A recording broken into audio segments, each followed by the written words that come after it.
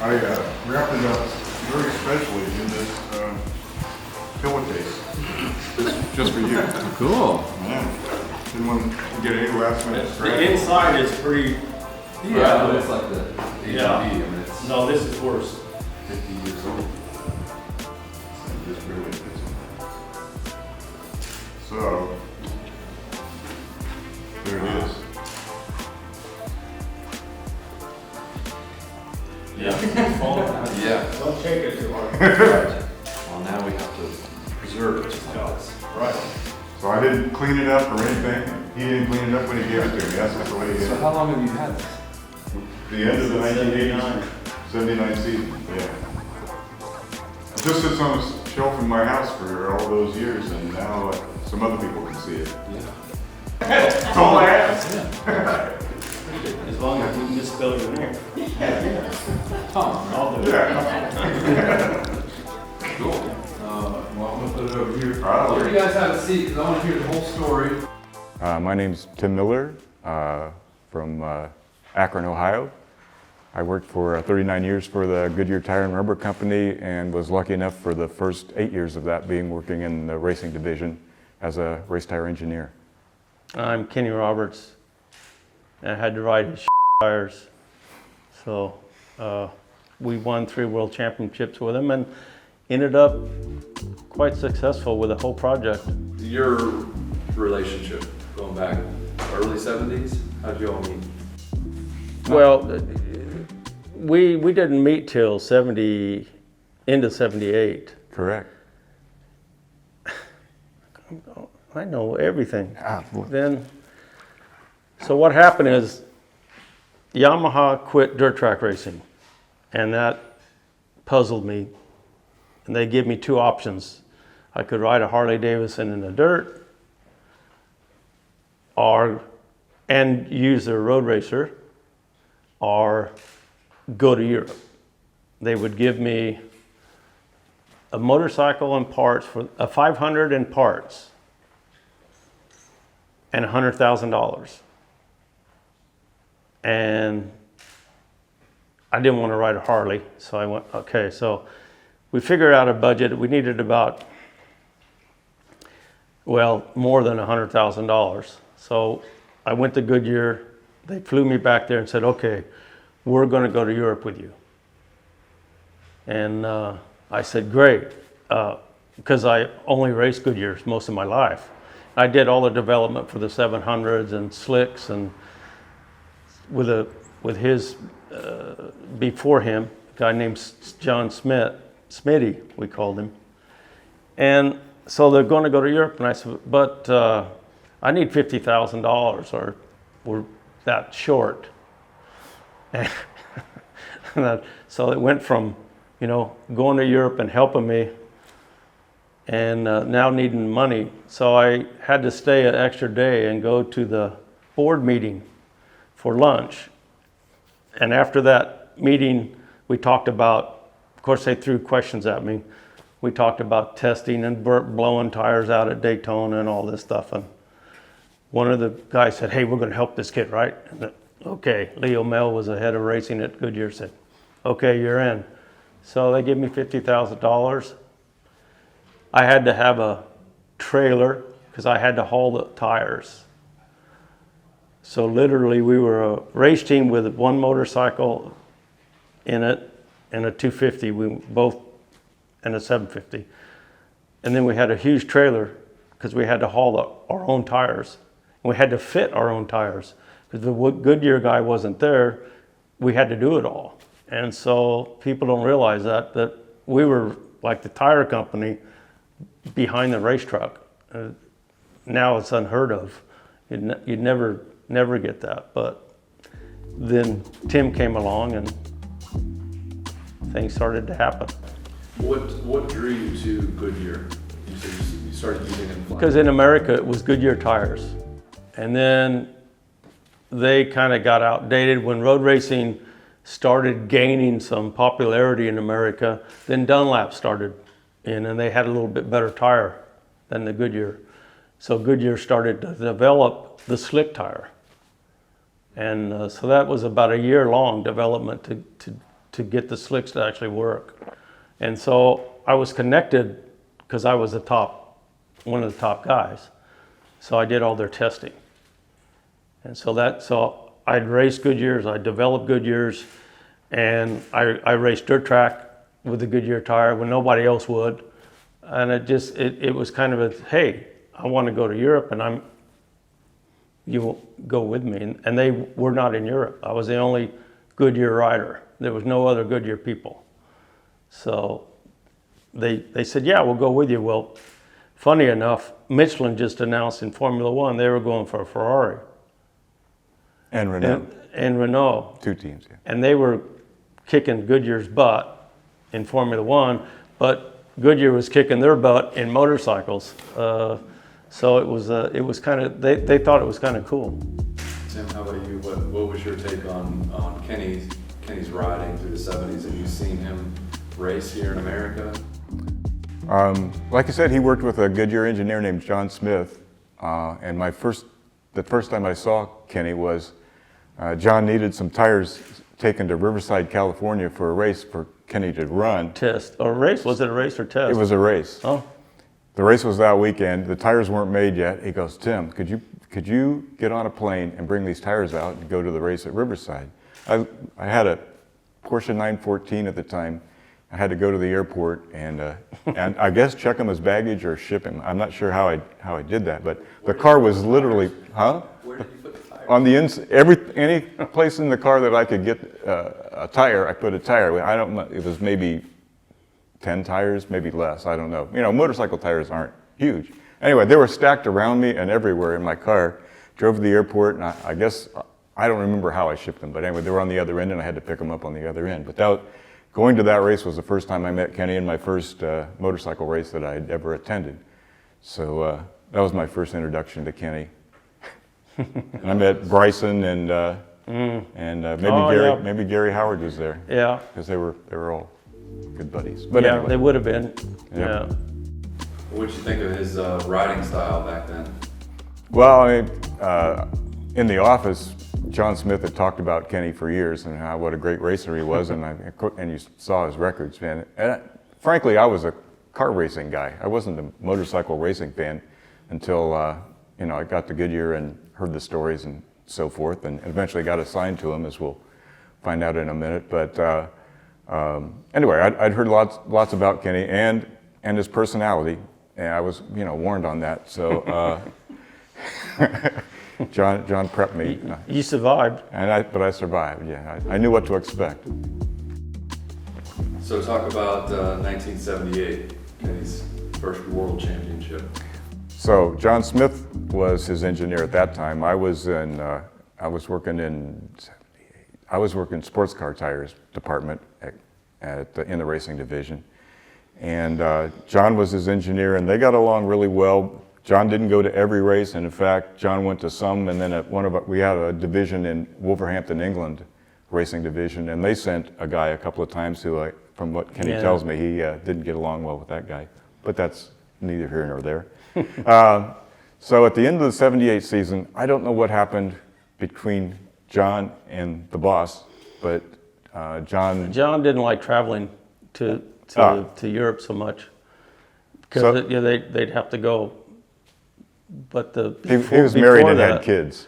Before that, I was just like a racer hauling tires, and I got to a race in France. It was the Formula 750 race, and the only tires that would last the race was the tires we used at Daytona, which meant that they didn't work.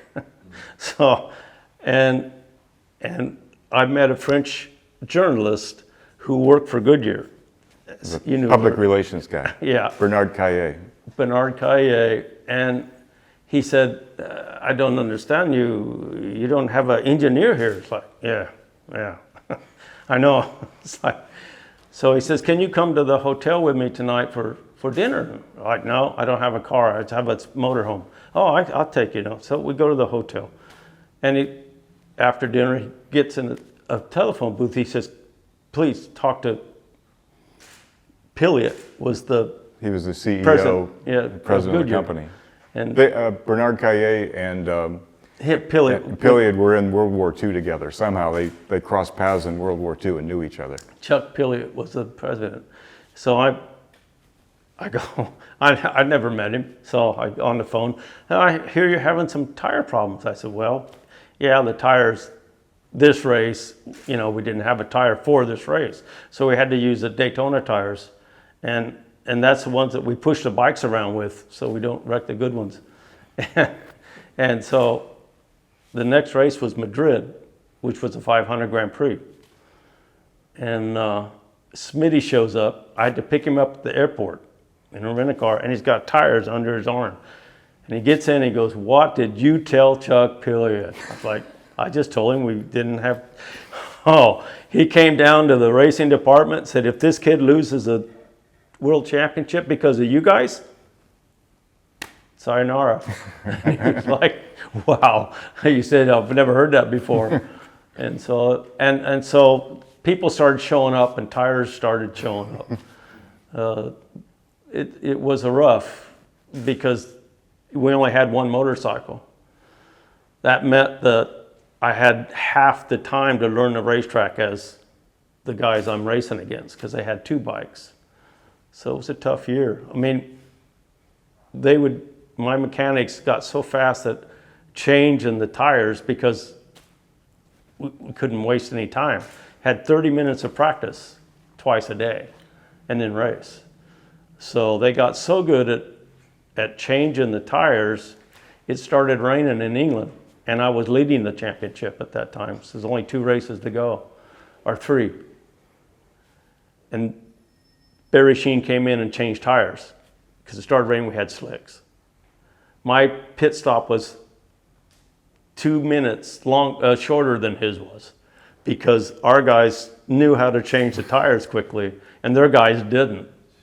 So it kind of came around. It's interesting that how the Goodyear thing started from being just almost a pickup truck with tires in the back, going to the races and against Michelin and Dunlap, who were, prominent in they would show up racing. with a full truckload of tires for the rest of the competitors. We showed up with a motorhome and 2 kids and a pregnant wife and tires in the back of the trailer. And how was rain tire technology in 1978? Well, funny enough, John Smitty was the first one. John Smith was the first one to design a rain tire for a motorcycle. Before that, they used a new tire, like a Dunlap tire, and they would just scuff it in a little bit because it had sharp edges. So we discussed that with Goodyear, and they said, well, I'll just make a rain tire. Okay, well, nobody knew anything about it. So the rain tire pattern is the same as the dirt track Goodyear today. Same exact pattern. And the pattern was the same that we were using on sports cars in the U.S. That knobby pattern was the exact same pattern. It was same as the Formula One, same as same as that right there. Exact same tire pattern. And so I wasn't a world champion. Smitty would say, you're not a world guy. It's like, I'm American, I'm not a world guy. But we showed up and it started raining in England. We had the match races. So we had 2 races a day, 8 Americans, 8 English. And so we all had like 750 motorcycles. And so we showed up and it started raining. And I remember one of the English guys, come on, Yanks, get them rain tires on. Because in America, we did not race in the rain. You didn't race. The race wasn't held in the rain. So we showed up with these tires, and they're all like, never seen them before, never seen something like that. The first race, they dropped a flag, and we disappeared. I won the race, and we got the top 6 out of 7 guys. And so all the Americans that were there. From then on, it was everybody had to make a rain tire. From that point, everyone started making rain tires. And they were Envy Augusta was the bike at that time, 500 Grand Prix bike. They said, if you bring us 4 of them tires, we'll show you the MV and all the parts. And Kel Carruthers was world champion 250. And he said, we got to do this. We got to do it. And Smitty said, okay, you can do it. And so, yeah, I went through the whole, just because they wanted to test that tire. It was that big a thing in them days. And we killed them on that match race. Yeah, like 17 seconds or something. Oh yeah, I was gone. And yeah, it was that was a whole start of kind of different patterns, different rubber, and for different weather, which led us into cutting my own tires, because we didn't really have a good pattern for intermediate. We had the rain covered and we had slicks covered, but we didn't have intermediate covered. That's where me and him came in and I started cutting a tire one day, and that's how it all started. It led into the Gatorback. You cut some of them in '78 before I got involved. Well, I changed patterns from time to time depending on how hammered I was. So Tim, talk about the Gatorback. We started the year with a trip to Japan to do a test. Oh, I may not want to talk about that, but we went to. that was your tire problem. It was my first time overseas. Flew to Japan. Went to the Yamaha test track in Iwata, Japan. And on day one, Kenny had a little crash. He lost control of the bike and hit the guardrail. No, I didn't. The bike slid out from underneath me.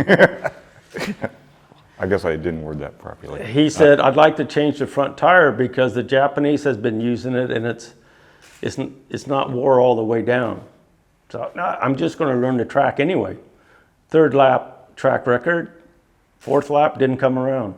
So 3.5 weeks in the hospital and missing the first Grand Prix. Yeah. And then Yeah, came to the second one. Yeah, I missed my first trip to South America. My only trip I would have made because You would not want to go to Caracas, I can tell you. Yeah. So I didn't get to go to Venezuela because he didn't race. And so the first race that I went to with him on the Grand Prix circuit was in Austria, Salzburg ring.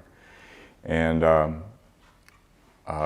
Kenny showed up and he had a back brace and stuff. They thought, he may not be able to race, but he's going to give it a try and all that sort of thing. So, well, to make a long story short, he made it through the weekend okay. I don't remember where he qualified, but he won the race. But when I first showed up on the scene, the first thing that his crew told me was, "Hey Miller, you're going to be mounting and balancing these tires." I said, "What?" And I said, "Yeah, we're not going to do that anymore. You're going to do it." Which was okay. My dad had a car business, and I changed tires before, so motorcycle tires were easier than car tires, so that wasn't a huge problem. But so my job became not only design tires and ship tires, but also to mount and balance the tires. One-man band. Test the tires and figure out what we want to do next. Fly home. Get some different tires made, and like you said, carry him under my arm to the airport, check on his baggage, and fly to Europe and get him on the other end. I did that quite a few times. I guess I'm not answering your question, though. But anyway, when I got there, he also said, we need to cut some intermediate tires. And so I don't even remember what track we were at, but Hassan, I think. I have a picture of the tire, and we would take a silver pen or pencil. It writes in silver on a tire. Usually it was, we take a slick tire and draw what we wanted, kind of a pattern we wanted on it, and he would definitely have his input, especially at first, because I had no idea what I was doing. And then we have a little tire grooving device, which is used in the tire industry to regroove bus tires and whatever. Plug it in just like you would a soldering iron, and it has a little blade on it, and you can change the width of the blade and the depth of the blade, and you can cut whatever you want into a tire. And you did that on the dirt tracks as well back in America, right? So anyway, we drew a tread design on there, and then we would try it, and then we would maybe change it a little bit, and after you had a chance to run it, I Well, believe. when I was grooving the first one, you said, how come you're making this not a straight pattern like a Formula One rain tire or the motorcycle rain tire? I said, well, because it could dry out. So if we start with intermediates, it's either raining or damp and it could dry up. So I want this little knob in the rain to move around and heat up these bigger knobs. And then if it dries out, I want the little knobs to disappear, and then it goes to the bigger knobs. So we did molds. This was over the winter of 1979 to the race season of 1980. We made tires. First one popped out of the mold, and when I saw the tire, I thought, oh, it looks like a Gatorback. And we had the old Gator, Bill Robinson, and my boss at the time was from Gainesville, Florida, home of the Florida Gators. And so I thought, well, yeah, that's kind of fitting. You know, there's kind of a connection between. It looks like so Gator. that's how the name Gatorback came about, and it stuck. So even though Goodyear trademarked the name or registered the name, whatever they did, but even though they did that, there was never the word Gatorback on a tire, but it was a nickname for the tire, and that For the tread pattern. for the tread pattern of the The tire. tire was an Eagle. Right. So it was after the success we had, I guess I should say that next here. The first race that we had, Leo Mel came down to look at the tire in the factory, and he took one look at it and he said, "We need these tires for Belgium, the Belgium Formula One Grand Prix," which I wish I could say it was at Spa, but it was at Zolder. It'd be cooler if it was at Spa. Yeah. But anyway, Zolder, Belgium, and he says, "We need these tires for Belgium because it always rains in Belgium." And they sent me to the race, and there's always this expectation of rain. Stayed in the hotel, and I got up in the Saturday morning of Formula One practice, and I looked outside my window. It was pouring, and I knew this was going to be the day. So I went to the track, and all the Goodyear guys knew this was like Tim's tire, and pouring down rain, like we were talking about earlier. We had competition from Michelin. They had the Ferraris and the Renault cars, and they were radials, and radials had a reputation for being better in the rain in general. So it was like, supposedly, we were starting at somewhat of a disadvantage by having the old-fashioned bias ply tires. So it was the morning practice for Formula One, and that morning, all the cars went out. Goodyear's, we had the original Goodyear rain tire, and we had the Gatorback tires. Every team had a couple of sets of each or whatever. And of course, the Michelin cars were on whatever they wanted, the Ferraris and the Renaults. The bottom line is at the end of that session, the top 11 cars were on the Gatorback tires. And there was a lot of buzz. And Is this a steel belted radial at that point, or was it still a bias? Still a bias ply tire. It had the Gatorback. Had the Gatorback pattern on it. The press latched onto it, and it was good, but it was something you could photograph, something you could talk about and show something. And so it appeared in all the racing Formula One magazines, Car and Driver, and everybody kind of covered this. And with all the publicity that it generated, somebody in the marketing department back at Goodyear said, and we were getting ready to make what eventually became the first American high-performance tire, the Eagle, for the Corvette, to debut on the Corvette. So it was, and they called it the Eagle VR. It was also the first V-rated tire that was American-made. So it was a good idea. Decided to put all this good publicity we had generated with the Gatorback tire in Formula One, make a V-rated high-performance tire and put a similar tread pattern on it, and people called those Gatorbacks because they were similar, not the same, but very similar. And it was to debut on the 1983 Corvette, which became the 1984 Corvette because there is no 83. They had delays in production, so they put it off 6 months or a year or whatever.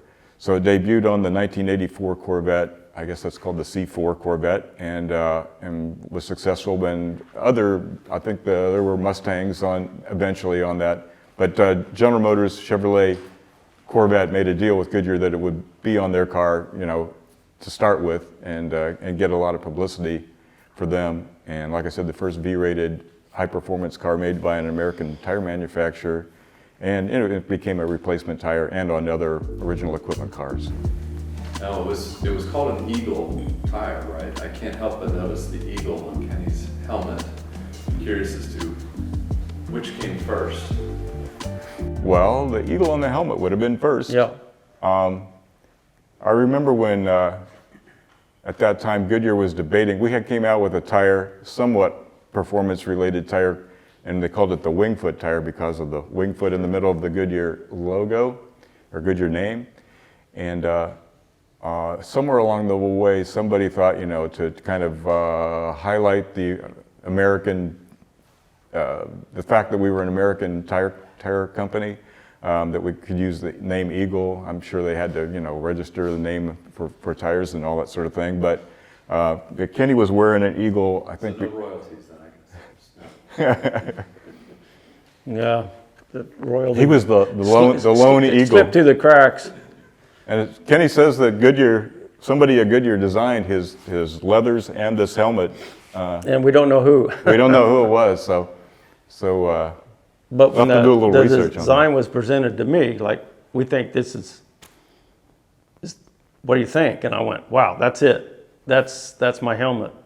And been an Eagle ever since. And they still make, Arai now makes a helmet with the Eagle on it that is for sale. So how many years? That's a lot of years. You're smart enough to figure that out. Well, it's about It started in '78. And it's going today. It's coming up on 50 years. Yeah. It's like 47 years now. And I they guess. still sell that design. And I know that all the riders now, they change their design every week. And this, no, this is the design. And you can still buy Eagle VR tires. They're made by Goodyear licenses a small manufacturer to make vintage tires, they call them. If you Google Goodyear Gatorback tires, you can buy one to this day, a brand new tire. Because the Corvette guys like to put them on their 84 Corvettes, so it's all like it was original. Original. Period correct, Yeah. On behalf of George Barber, we just want to thank you for coming and sharing your story. Oh, well, thank you for inviting me. We didn't invite you. You invited yourself. You said, I want to give this helmet to the museum. So that was cool. So you did good, finally. It took 40 years. Yeah. I took something right. Great. All right. Thank you. Thanks, buddy. Hey, there Glad it you is. took care of it. There it is. Yeah, I took good care of it. You wouldn't have taken that good a care all of the it. girls I give them to, they didn't take care of them.